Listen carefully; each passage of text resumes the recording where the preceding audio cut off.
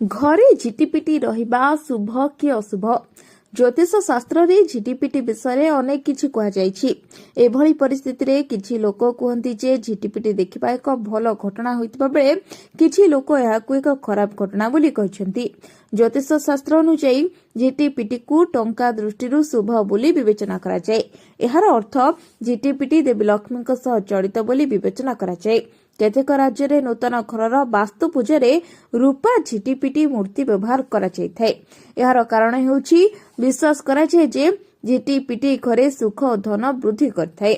वास्तुशास्त्र अनुसार जदि आपणक घरर पूजा कोठरी एवं रिसेप्शन रूम रे गोटे झिटिपिटी देखा जाए तेबे यह अत्यंत शुभ। यार अर्थ आपण आगामी दिन रे अधिक टंका पाइबे।